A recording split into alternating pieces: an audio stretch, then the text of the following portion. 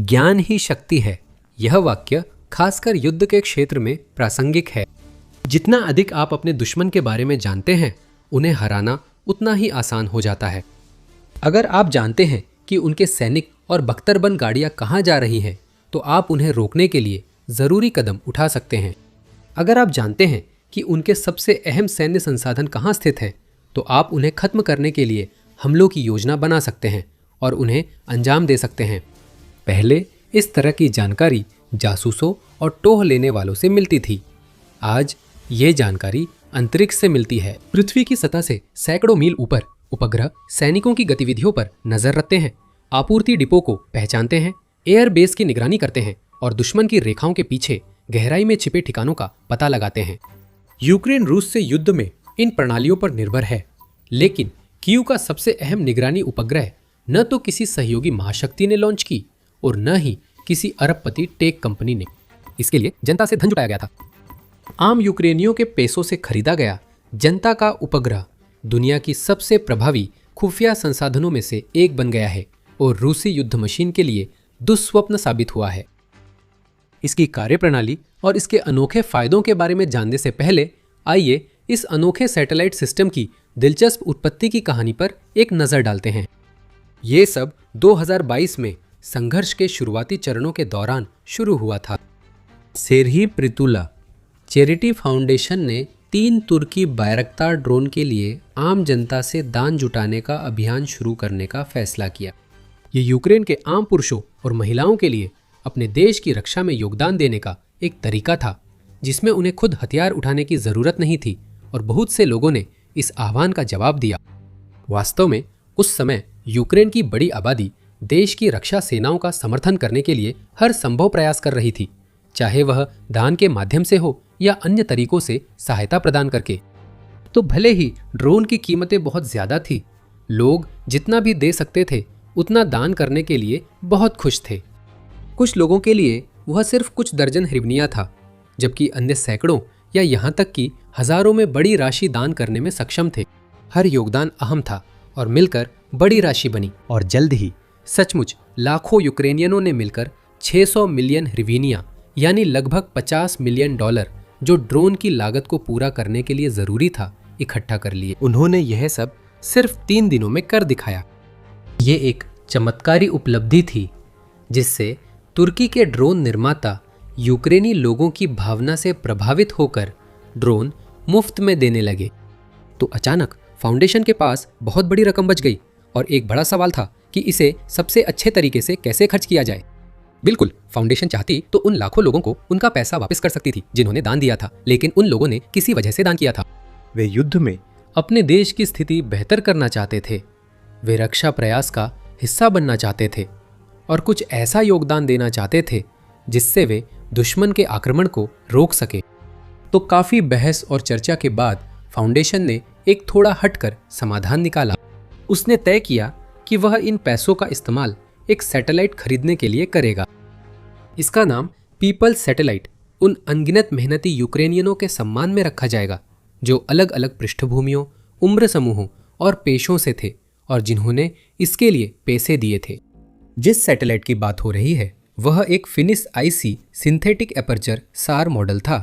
Foundation यूक्रेनी सेना को मिलने वाले फायदों को लेकर उत्साहित थी।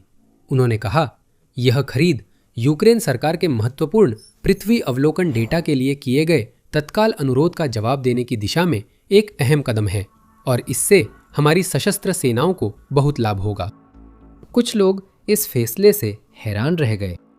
असल में उन्होंने ड्रोन के लिए पैसे जुटाए जो सैन्य संपत्ति है और युद्ध में तुरंत असर दिखाते हैं, लेकिन इसके बजाय उन सभी पैसों का इस्तेमाल ऐसी चीज के लिए किया गया था जो कम से कम ऊपरी तौर पर इतनी जल्दी निवेश पर वापसी नहीं दे सकती थी। यूक्रेन को थोड़ा धैर्य रखना पड़ा, लेकिन पीपल्स सैटेलाइट ने जल्द ही दिखा दिया कि यह ड्रोन से बेहतर खरीद थी।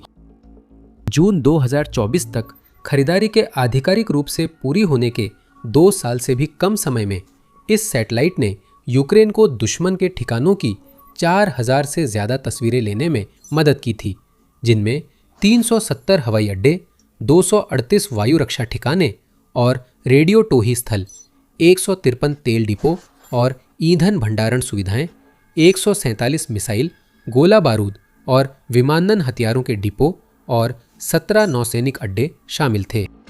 यूक्रेन की मुख्य खुफिया एजेंसी GUR ने उस समय बताया था कि ICI द्वारा एकत्र किए गए सभी डेटा में से लगभग 38% का इस्तेमाल सीधे दुश्मन पर हमले की तैयारी और उसे अंजाम देने के लिए किया गया है, जिससे रूस को उसकी आक्रामकता की कीमत चुकानी पड़ी है और उसे अरबों का नुकसान हुआ है। ये कोई अतिशयोक्ति नहीं है।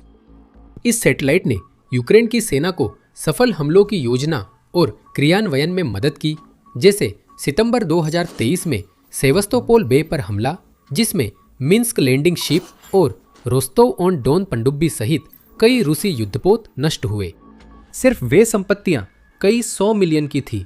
इससे समझा जा सकता है कि पीपल्स सैटेलाइट ने वर्षों में अरबों डॉलर का नुकसान कैसे पहुंचाया।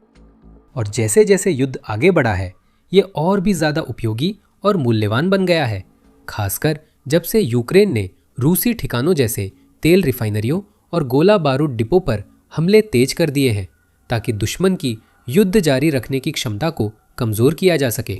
वास्तव में 27 मई 2026 को जारी एक हालिया अपडेट में GUR ने ये उल्लेख किया। पीपल्स सैटेलाइट ने करीब 6000 तस्वीरें दी हैं, जिनमें कई दुश्मन के सैन्य संसाधन खोजने और पहचानने में यूक्रेन के लिए हमलों की योजना बनाने में अहम रही हैं।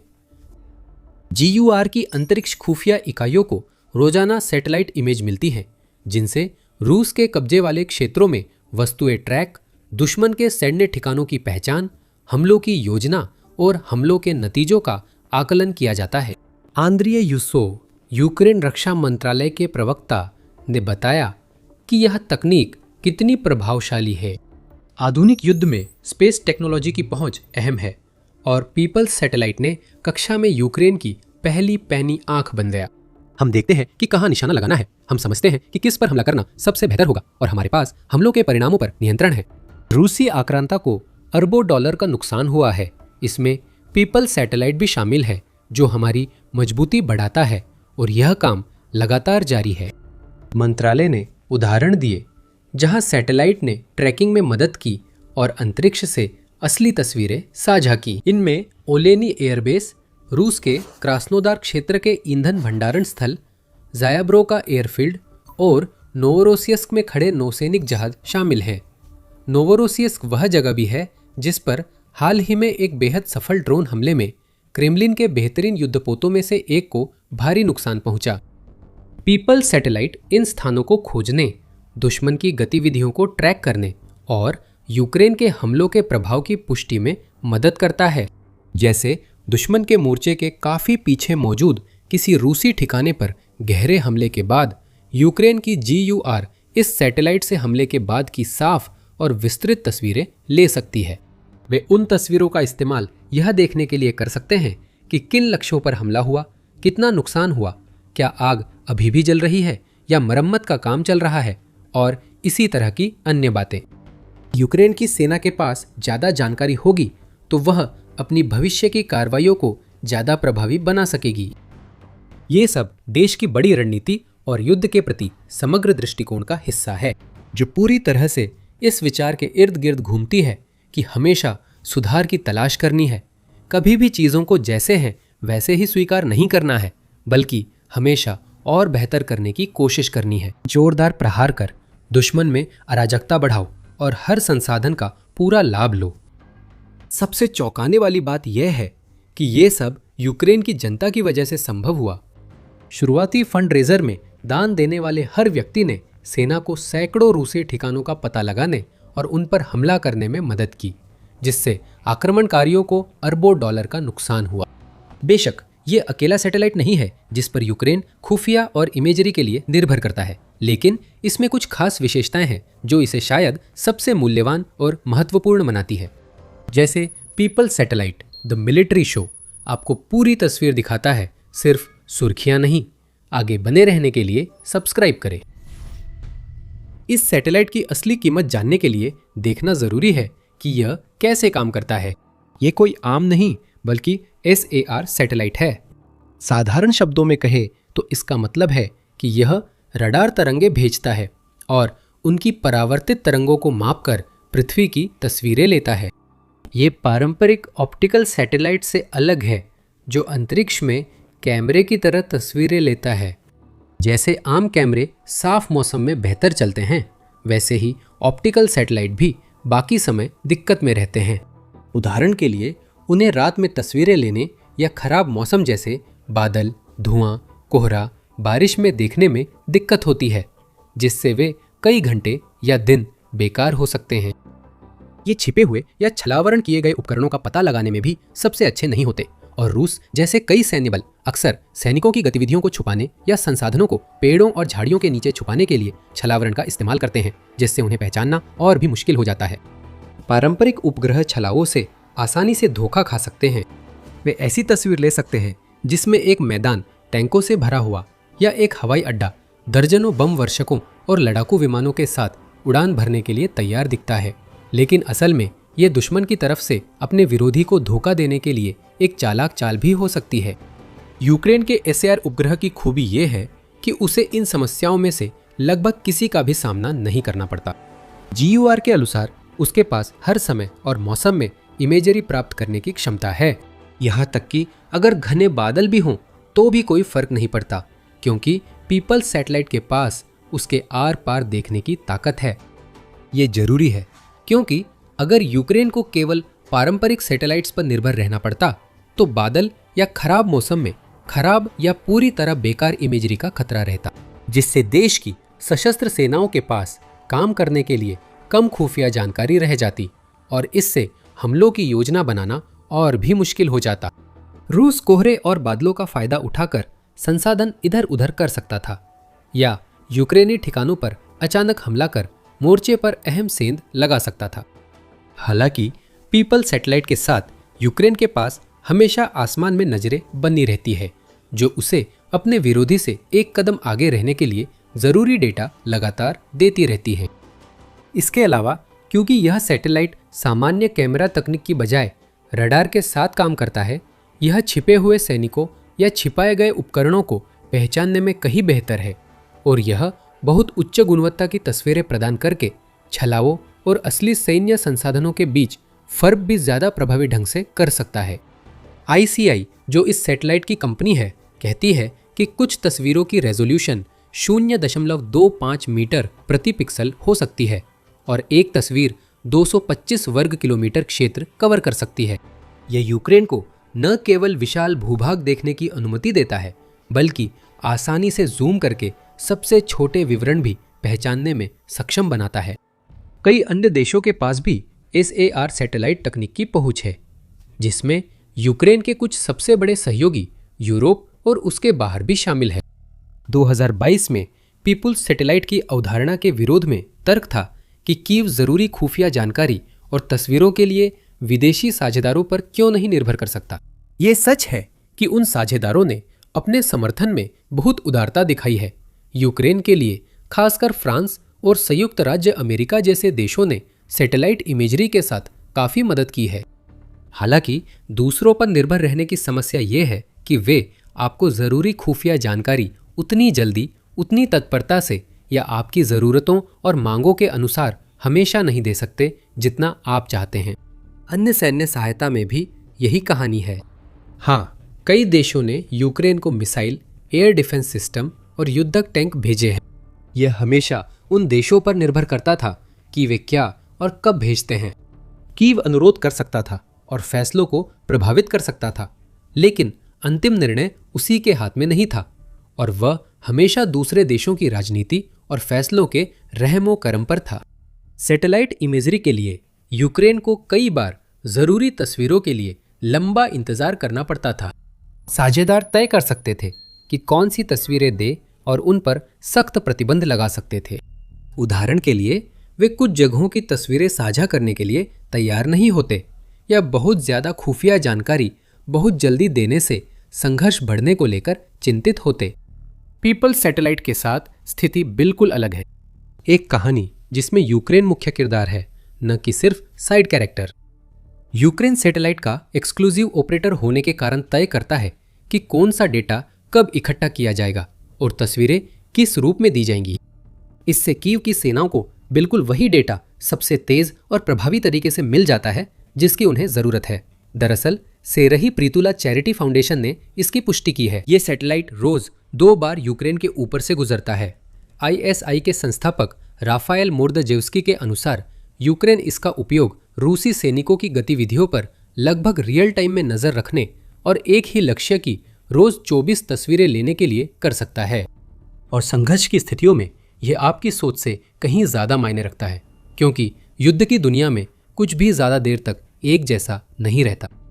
उदाहरण के लिए रूस नियमित रूप से अपने सैन्य संसाधनों जैसे वायु रक्षा प्रणालियों और मिसाइल बैटरियों को फिर से तैनात करता रहता है। उसके सैनिक भी लगातार आगे पीछे होते रहते हैं और उनकी टुकड़ियां लगभग लगातार अग्रिम मोर्चे के इलाकों में इधर उधर जाती रहती हैं। हवाई अड्डों पर विमानों और अन्य सैन्य साधनों को फिर से तैनात किया जा सकता है या दूसरे हवाई अड्डों और हैंगरों में ले जाया जा सकता है और जहाज एक बंदरगाह से दूसरे तक जा सकते हैं। अगर आपको उन सैटेलाइट तस्वीरों पर निर्भर रहना पड़े जो आने में कई दिन लगाती हैं, तो हो सकता है कि आप ऐसी तस्वीरें देख रहे हों जो अब असलियत को नहीं दिखाती। जैसे फ्रांस के सैटेलाइट ने मोर्चे के पास मशीनीकृत ब्रिगेड की तस्वीर ली, लेकिन तस्वीर यूक्रेन पहुंचने तक ब्रिगेड कहीं और जा चुकी हो सकती है। पीपल्स सैटेलाइट से यूक्रेन को तस्वीरें कुछ ही घंटों में मिल जाती हैं। रक्षा मंत्रालय के अनुसार इसकी पहुंच बेहद तेज है। इस तेजी से डेटा पर फैसले लेना आसान हो जाता है। सिर्फ यूक्रेन की GUR को ही पता है कि इस सैटेलाइट ने कितने फैसलों को प्रभावित करने में मदद की है, कितने हमलों में इसकी भूमिका रही है, कितनी जानें इसने बचाई हैं और कीव की सेनाओं को रूस को कितना नुकसान पहुंचाने में इसने मदद की है। ये समझना मुश्किल नहीं कि ये कितनी अहम कड़ी है। युद्ध के दौरान खासकर 2025-2026 में यूक्रेन ने डोनेट्स्क, लुहांस्क और क्रीमिया में रूसी सैन्य संसाधनों पर कई विनाशकारी सटीक हमले किए हैं। इनमें से कई हमले बेहद सफल रहे हैं। यूक्रेन के ड्रोन और मिसाइलें अपने लक्ष्यों को बड़ी कुशलता से निशाना बना रही हैं। मोर्चे पर यूक्रेन के रक्षक रूसी सेनाओं के लिए जाल बिछाते, महीनों गांवों की रक्षा करते और रूसी हमले समूहों को खत्म करते हैं। ये किस्मत नहीं, खुफिया जानकारी का नतीजा है। यूक्रेन इस तरह के हमले करने और अपनी जमीन की इतनी अच्छी तरह से रक्षा करने में इसलिए सक्षम है क्योंकि वो हमेशा अपने विरोधियों से एक कदम आगे रहने की कोशिश करता है। यह सक्रिय रूप से यह देखने के लिए कदम उठाता है कि रूस की सबसे अहम सैन्य साधन कहां स्थानांतरित की जा रही है और उसके सैनिकों की गतिविधियों पर नजर रखता है। और इसमें कोई शक नहीं है, पीपल्स सैटेलाइट ने अहम भूमिका निभाई, जिसने हजारों तस्वीरें ली और देश को डेटा आधारित सैकड़ों फैसले लेने में मदद की। ये एक और उदाहरण है कि यूक्रेन ने युद्ध में अपने फायदे के लिए तकनीक और नवाचार का किस तरह से उपयोग किया है। कीव की सेनाओं ने अपनी रक्षा मजबूत करने और विरोधी के सामने बराबरी पर आने के लिए अत्याधुनिक ड्रोन, इलेक्ट्रॉनिक युद्ध प्रणालियों व आर्टिफिशियल इंटेलिजेंस का इस्तेमाल किया है। और पीपल्स सैटेलाइट यूक्रेन के उभरती तकनीकों के प्रति दूरदर्शी दृष्टिकोण का एक और प्रेरणादायक उदाहरण है। और शायद इस सब का सबसे अच्छा हिस्सा यह है कि रूस इसे रोकने के लिए कुछ भी नहीं कर सकता। यहाँ तक कि अगर क्रेमलिन की सेनाएं सैटेलाइट के खिलाफ किसी तरह की सैन्य कार्रवाई करने का फैसला करती है, जैसे कि साइबर युद्ध या यहाँ तक कि एंटी सैटेलाइट मिसाइलों का इस्तेमाल, तब भी कोई फर्क नहीं पड़ेगा। पीपल्स सैटेलाइट बीमित है, इसलिए ICI ने वादा किया है कि अगर कुछ होता है तो यूक्रेन को वैसा ही दूसरा सैटेलाइट मिलेगा। तो जब तक यह युद्ध चलता रहेगा, सैटेलाइट ऊपर आसमान में नजरों से दूर लेकिन दिमाग में बना रहेगा। इस युद्ध में अपनी खामोश लेकिन अनमोल भूमिका निभाता रहेगा और रूसियों के लिए कहीं भी छुपने की कोई जगह नहीं छोड़ेगा। यूक्रेन की तकनीकी महारत का एक और शानदार उदाहरण देखने के लिए इस वीडियो को देखें, जिसमें बताया गया है कि कीव के रक्षकों ने रूस की मिसाइलों को बिना एक भी गोली चलाए बेअसर करने का हैरान कर देने वाला तरीका कैसे खोज निकाला है। या इस वीडियो में देखें कि यूक्रेन ने 2026 में अब तक कितनी जमीन आज़ाद की और रूस को पीछे धकेलते हुए क्रेमलिन की युद्ध मशीन को फिर शुरुआती स्थिति में ला खड़ा किया। और यह सुनिश्चित करने के लिए कि आप ऐसे और वीडियो मिस न करें, आज ही द मिलिट्री शो को सब्सक्राइब करें। और देखने के लिए धन्यवाद।